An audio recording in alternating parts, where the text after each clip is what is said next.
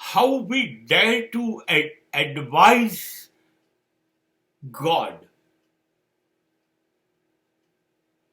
How can we?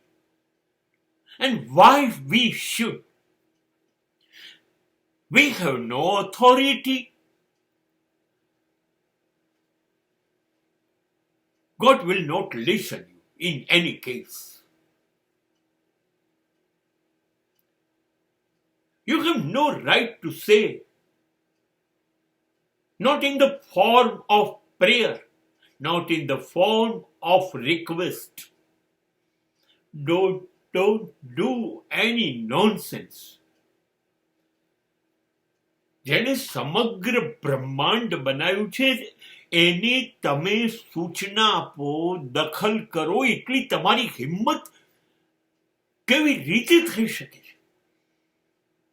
તમે તમારી capacity કરતા તમને ખબર પડે છે તમે શું કરી રહ્યા છો? બ્રહ્માંડના સર્જકના કામમાં દખલ કરી રહ્યા છો.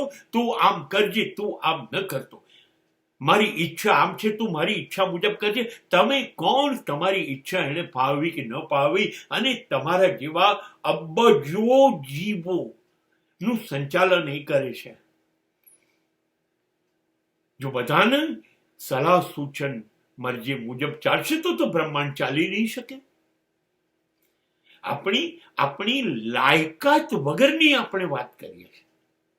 કેમ કે માનવ જાતથી વધુ લુચ્ચી, સ્વાર્થી, લોભી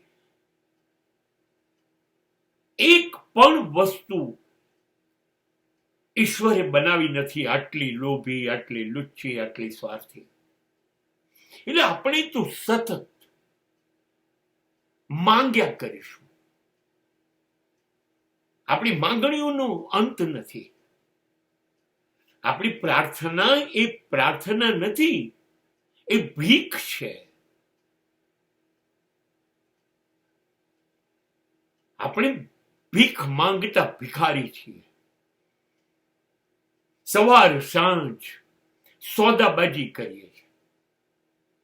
મેં તારી પૂજા કરી, દીવો કર્યો, અગરબત્તી કરી, તારી યાત્રા કરી, એના બદલામાં તું આમ કર, મને નોકરી આપ, મને છોકરી આપ, મને સંપત્તિ આપ, સમૃદ્ધિ આપ, મને સત્તા આપ, મને પ્રતિષ્ઠા આપ, મને આપ આપ આપ. આ સિવાયની કોઈ વસ્તુ આપણી પાસે નથી.